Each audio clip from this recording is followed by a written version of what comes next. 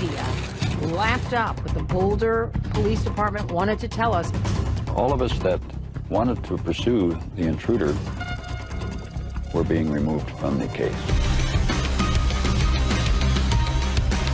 And he just said, I have a name, I want you to write it down. And I did, and he said, that's where you start. All but one person on that list is innocent. Then you got your killer.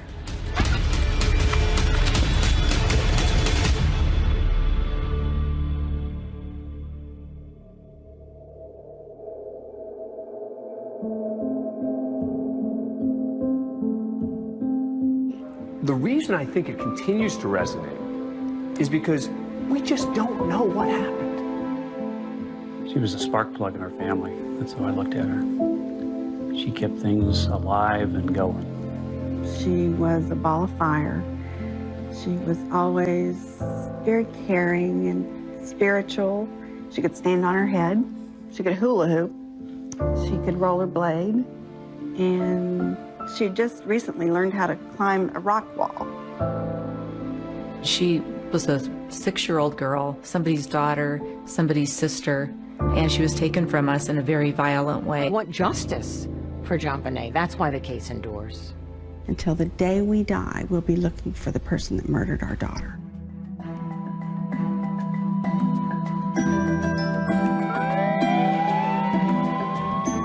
In 1996, a little girl named JonBenet Ramsey was 6 years old. She was. Thanks for tuning in. My name is Jessa. And I'm Lexi. And we're sisters. I think there's a new generation who's into the JonBenet Ramsey case, who were her age and were told to stay inside by their parents when she was murdered. I think, yeah, growing up it scared me a little bit because we were the same age and, you know, same state and blonde hair, blue eye, you know, it was a little bit scary. I remember thinking that I could not believe that this happened like so close to our home. You think that your home is safe, that this place is safe, and you just don't think that it could have happened here, and it did. The murder took place sometime between 10 p.m. on December 25th and 5:30 a.m. on December 26th, 1996. They know a lot about the case. My 2 girls, they loved their grandfather. Our grandfather was a detective on its perspective. Lou Smith was a really legendary detective from Colorado that was brought in early to investigate the homicide. Once he got a hold of a case, he never let go, and he... Encyclopedia of the JonBenet Ramsey case. My name is Lou Smith. I'm a retired homicide detective from the Colorado Springs Police Department, and I have worked the Ramsey case now for approximately 10 years. What I'm going to do today is to just show a presentation that was made back in 1998. He had a history of closing cases. He had a 90% success rate. He advocated for the victim and stood in their shoes. So that's why we've chosen The Victim's Shoes as our podcast name. This really meant something to him, and he really felt he needed to find the killer of this little girl, and he needed to do that for JonBenet. And first and foremost, we wanted to continue our grandpa's legacy. That was one thing he asked for before he died. He wants the case to remain alive.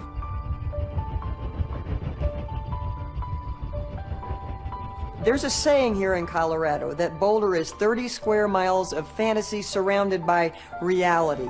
It's very wealthy, it's well-to-do. Boulder looked like something out of a storybook in many ways, especially the neighborhood in which the Ramseys lived.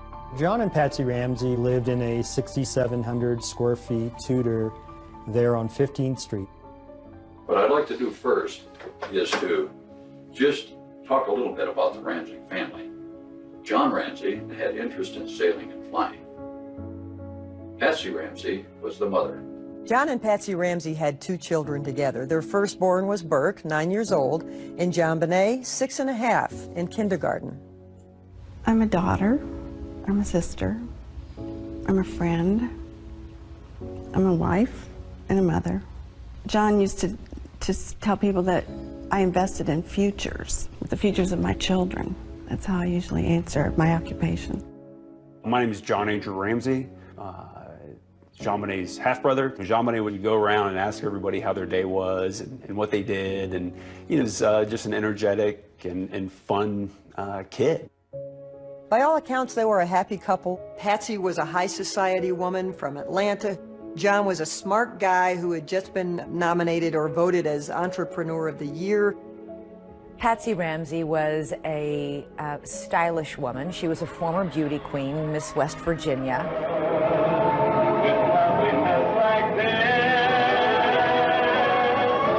Oh, that is interesting because the case had gained so much attention because JonBenet was in pageants. By the time JonBenet was 4 years old, she was in the pageant system with big hair and lots of makeup.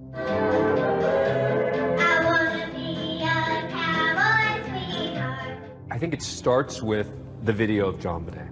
It starts with the fact that you have this beauty pageant video of a 6-year-old. That is where this starts, is people start saying, what's that about? How could that have played in?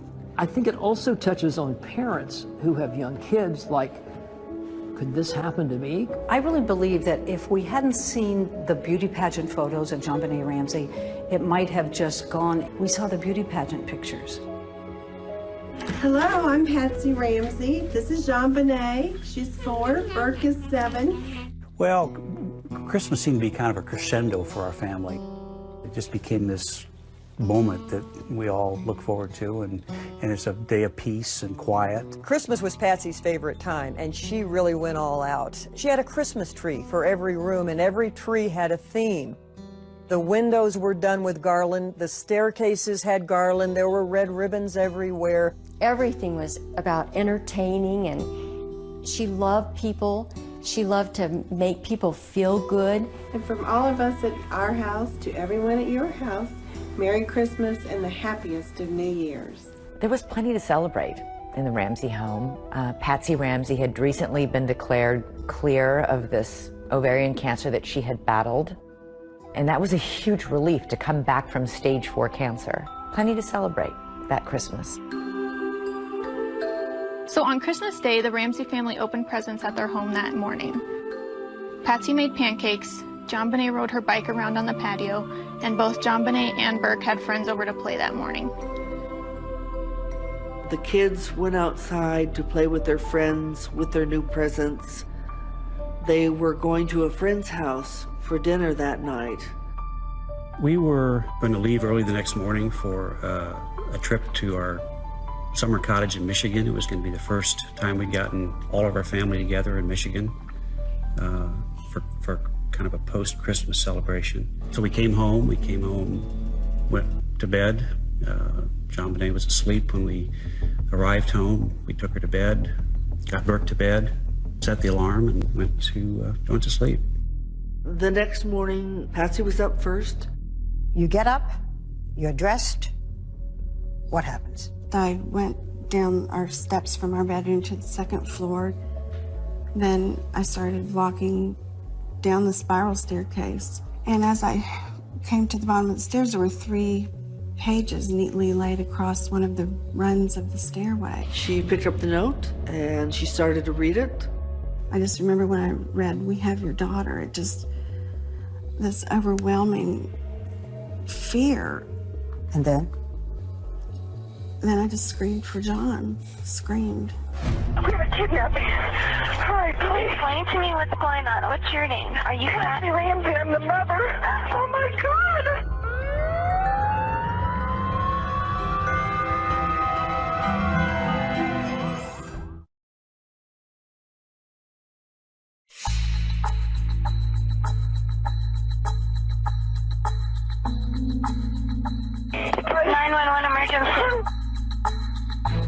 I was the call taker that night shift when the call came in. Police, what's going on? 5515th Street. What's going on there, ma'am? We have a kidnapping. Hi, police. Explain to me what's going on, okay? There's a note left in our daughter's gone. There's a ransom note here. It's a ransom note? Oh my God! Please. She's hysterical, and she says there's a kidnapping. Please. I'm sending an officer over, okay? Please. Do you know how long she's been gone? No, I don't. Please, we just got out and she's right here. Oh my God, please.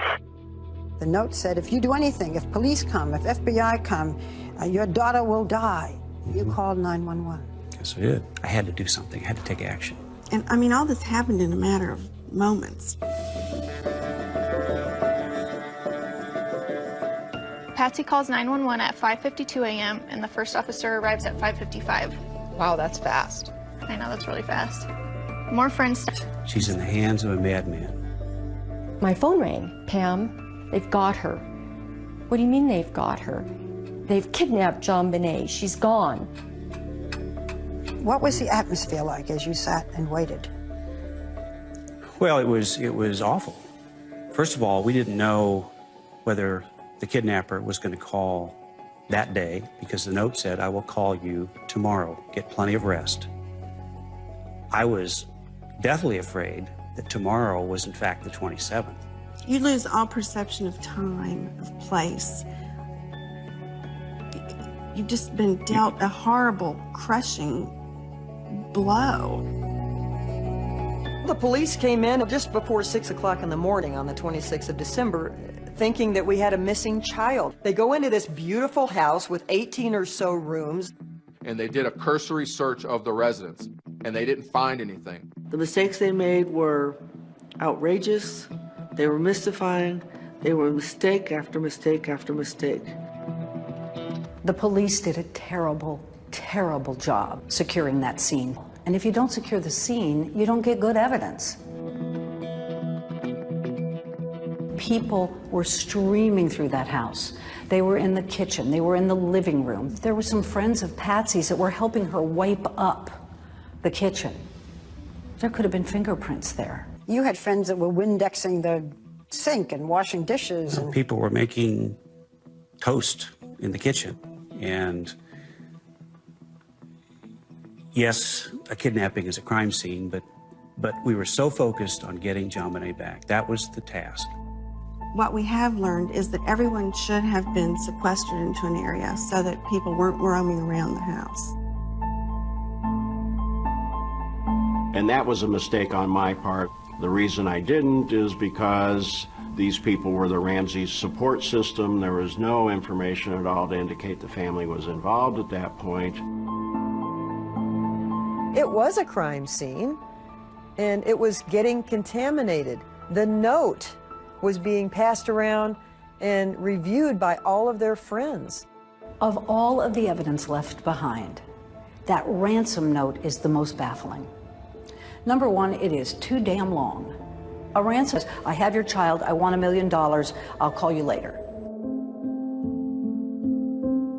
This is the infamous ransom note. It begins, "Mr. Ramsey, listen carefully. It was 3 pages long, and some people believe that a kidnapper that was truly kidnapping somebody would have written a very direct and to-the-point ransom note." 3 pages? What was that about? That ransom note was the War and Peace of ransom notes. Who would write a 3-page rambling ransom note other than someone trying to cover their tracks who was in the house? It's the weirdest ransom note I've ever read. You will withdraw $118,000 from your account. $100,000 will be in $100 bills and the remaining $18,000 in $20 bills. You think about this number and how is it relevant? And it's relevant because John Ramsey got a bonus from his company for $118,000. How many people knew that? I'm going to guess not a lot of people. Our grandpa compared the note to some examples that he found in movies. John? And even a note that was written in that particular movie. If we catch you talking to a stray dog, she dies. If you talk to anyone, I don't care if it's a Pekingese pissing against a lamppost, the girl dies. You and your family are under constant scrutiny as well as the authorities. Don't try to grow a brain, John. Do not attempt to grow a brain. Our guy's a real watcher of that particular type of movies. Dan, what does this tell you in terms of evidence? First of all, that someone felt comfortable spending the time writing this long note in the house. And whoever wrote the note is about to go from a kidnapping suspect to a murder suspect.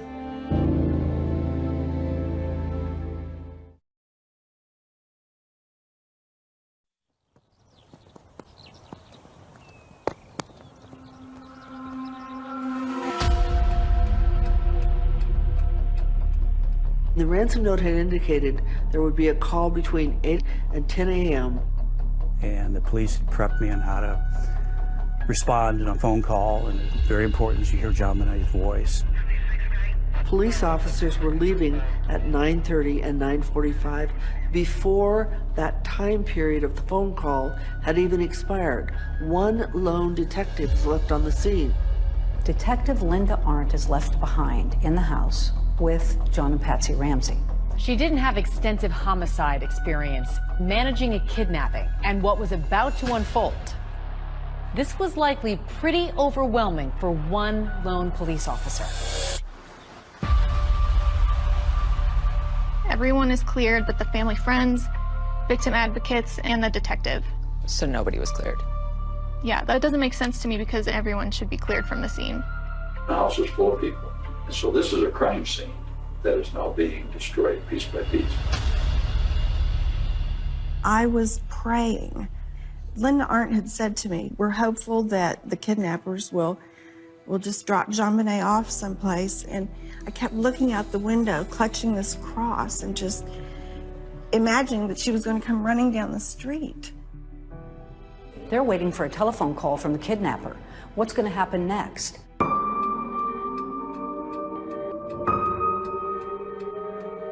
10 o'clock comes and goes, and there's no acknowledgement that the deadline imposed by the author of the ransom note is come and gone. Nobody seemed to mark it or freak out about it. She noticed John Ramsey checking his mail in the kitchen and thought that was odd.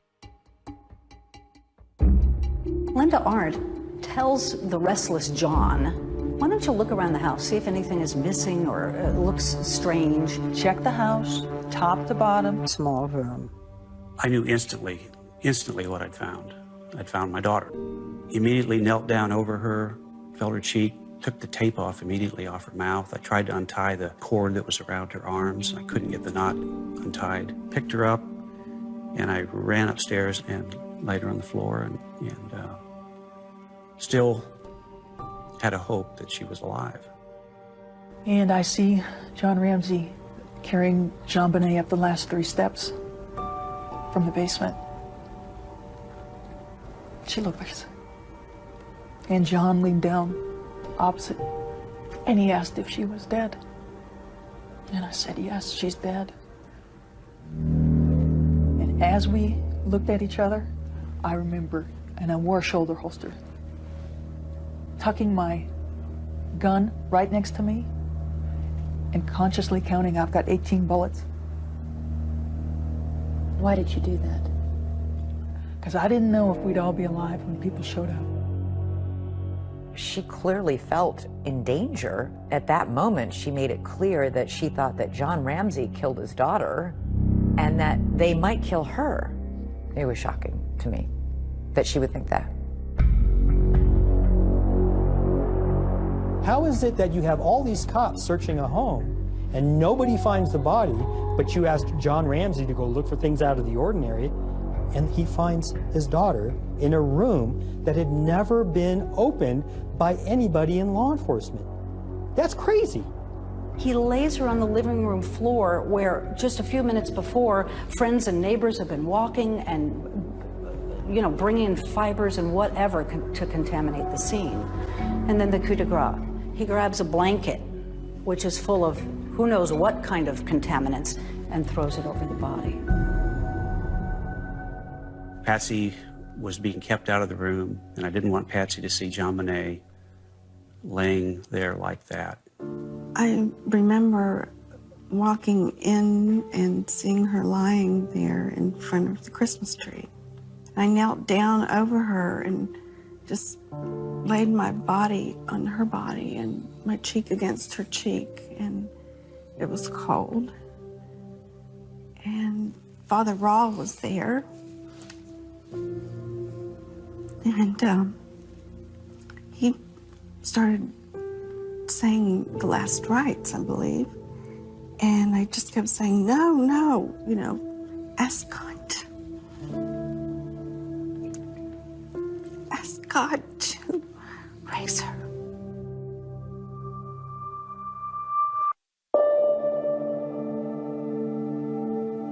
So the kidnapping of JonBenet has turned into the murder of JonBenet. The ultimate cause of death was strangulation with something called a garrote. On her neck. And that tells me she was alive when she was garroted. There were signs that JonBenet had also been sexually abused. This death was for her. A person that would do this to a 6-year-old in this fashion clearly is into sort of sadistic behavior, that they like torture to a certain extent. There was no evidence of a break-in. There was no jimmying on the front door. There were 4 people in that house, and 1 died overnight. From the very beginning, they suspected the parents.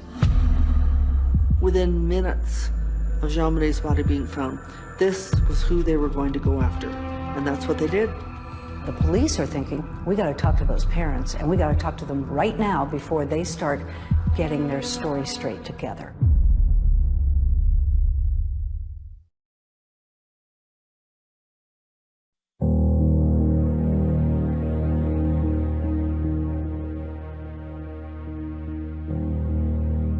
They brought JonBenet's body out past the candy canes that were decorating the front of the house, and there were only like 2 reporters outside to capture that.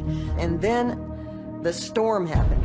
JonBenet Ramsey, the little girl in Colorado, was murdered. Beauty queen JonBenet. JonBenet's murder has frightened residents of Boulder. News outlets from around the world had descended upon Boulder and were just hiding in trees and bushes and digging through our trash, following me around town. I mean, it was war. The JonBenet Ramsey case was completely out of control. You also have to remember the O.J. Simpson case had wrapped up. The 24-hour news cycle, their content had dried up. And so along came the Ramsey family, and we fit right into that slot. JonBenet Ramsey was a precocious 6-year-old. She had been strangled to death in the basement of her own home. You have this, and then you have these videos that surface. I wanna be a cowboy, sweetheart. I wanna learn to rope and to ride. Of this beautiful young girl. JonBenet Ramsey. Dark blonde hair and green eyes. Dancing in her costumes, and those were the first viral videos. She'd like to become an Olympic ice skater. It's part of what turned it into an international circus. Now we have Instagram and we have Snapchat, but back then, this was one of the first moments in time where something truly went viral. This little girl's image was everywhere overnight. The biggest negative factor about John and Patsy Ramsey was that they had allowed their daughter to be in child beauty pageant contests, and people did not like them. As our grandpa stated, this was a brutal, premeditated murder, not just a little doink on the head covered up by perverted staging. It seems unimaginable. Patsy's clothing. And that was very, very important. But there are problems because... For separate interviews, for examination of their body for defensive wounds, for collection of their clothing. That never happened. At this point, they haven't interviewed the mother or father. Not surprisingly, they're still very grief-stricken. They have not been in any kind of condition to be interviewed. A couple of days after he finds his daughter's body in the basement, police speak with John Ramsey, but this is not a formal interrogation. My father, myself, we all marched into that police station, gave blood, we gave hair, we gave fingerprints. The thing that really stuck with me is 2 detectives hand me their business cards, and one says narcotics officer and the other says auto theft. And I buried my head into my hands because I knew at that point we were in a bad spot. Boulder police didn't have the resources to solve a complex homicide. John interviewed with Boulder police. Patsy's doctor said she was too medicated and unable to get out of bed. The police were faced with lawyers and wealthy friends, people in the community who told the police, please give them room, they're grieving, what's the matter with you? Though the police had spoken to the Ramseys, what they really wanted to do was formally interrogate them. The police are thinking, we gotta talk.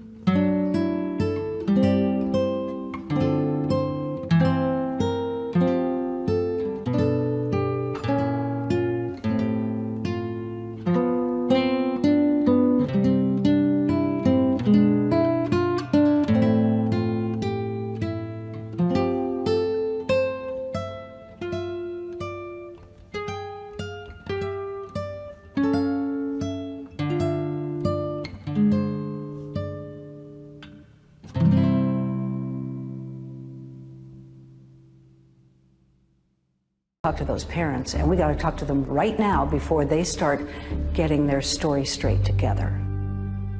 Your lawyers advised you then not to submit to police questions. Why not? People say, wouldn't you have wanted to tell them everything? Well, I don't recall that our lawyers told us that at the time. We said, you know, yeah, we want to keep working with you, but can't you come here? We can't go out. Patsy was in bed. Patsy was barely able to move. We were perfectly willing and anxious to work with the police to find the killer. We had a higher priority at that point, and that was to bury our daughter. The family is flying the body back to Atlanta for burial. On New Year's Eve, JonBenet was laid to rest just outside of Atlanta, Georgia. This service is in loving memory of JonBenet Patricia Ramsey. We flew back to Atlanta to bury JonBenet, Atlanta being our home. Atlanta being where my oldest sister Beth is buried. We give thanks today for JonBenet, for the love that she had for her parents. I want to go back to the funeral. Whatever we do, we're gonna go through it together. We may not get far, but sure as the star, wherever we are, it's together. Wherever we are, it's together. We sang that. She and I sang that together. We'd sing it driving in the car, and we just knew that we would always be together in everything. I wanted my children to know that I was with them through thick and thin, regardless of what happened in life. You know, unconditional love. Oh, look at that. You can go places now. Every murder case that I've ever done, the parents are so grief-stricken, but they sometimes make a nuisance out of themselves at the police department. The Ramseys, literally the day after JonBenet's funeral, sit down for a television interview. The next thing the police knew, they were on CNN.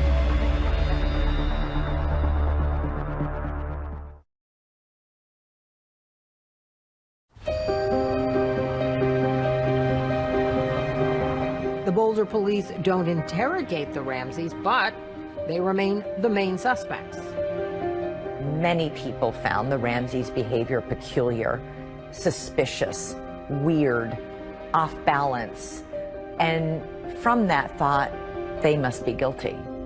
When you realized that you two were the prime suspects, what did you think? What did you feel? What did you say? Well, we were outraged. We were shocked. How could they think that? We were a normal family. I just didn't believe it. You just can't believe it. I mean, you were suffering from having lost our child. And then for someone to accuse you, it's just, you can't believe that would happen. A lot of people said, you know, if that were me, I'd be on the steps of the police department finding the murderer of my daughter. Then they go on CNN and say they didn't do it. If anyone knows anything, please help us. We've sensed from our friends that this tragedy has touched not just ourselves and our friends, but many people. As a mother, my heart went out to this couple. And if I were a resident of Boulder, I would tell my friends to keep your babies close to you. There's someone out there. But my journalistic brain said to me, this isn't right. They should be talking to the police, not the public.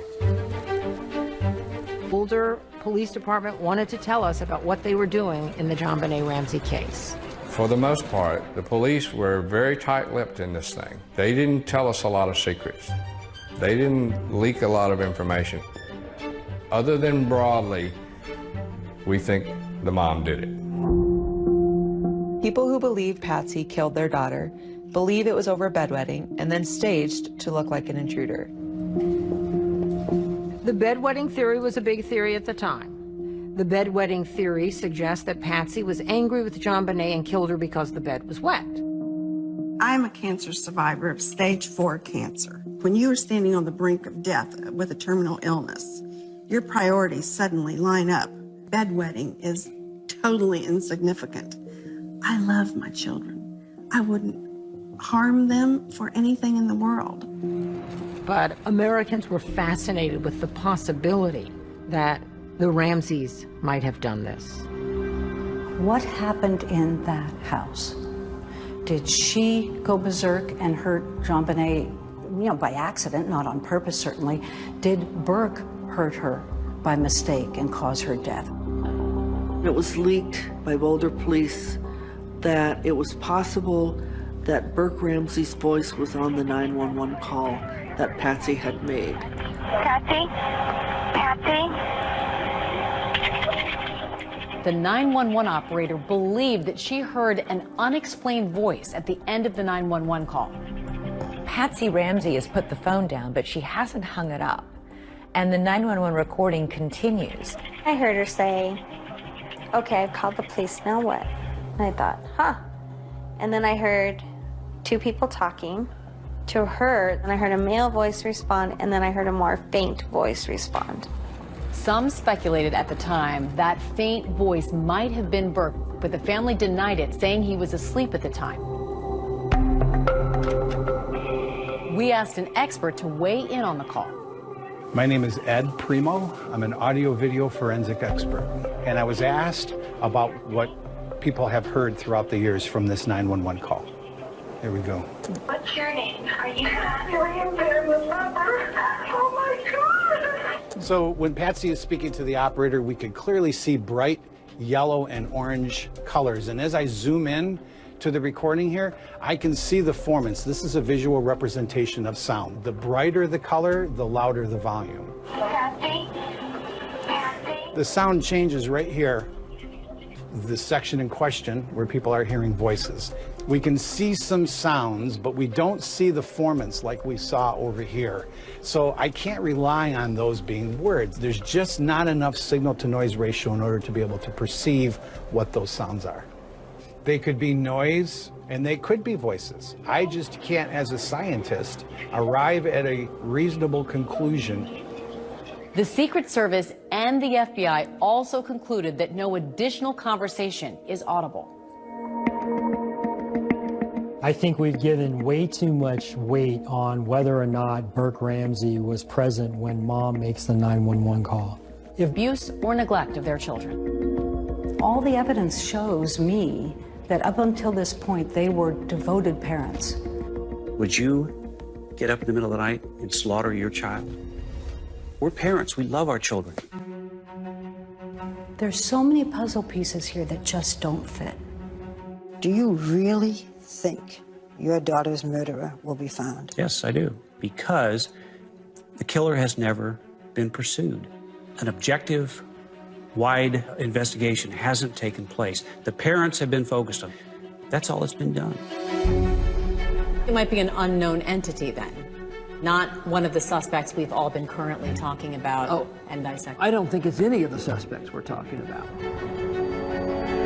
What we know is that just within a few mile radius of the Ramseys' home, there was approximately 38 to 40 sex offenders in that area. And the question is, have they all been completely vetted? Was it an accident?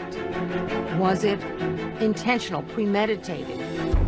I want to say something to the person or persons that took this baby from us.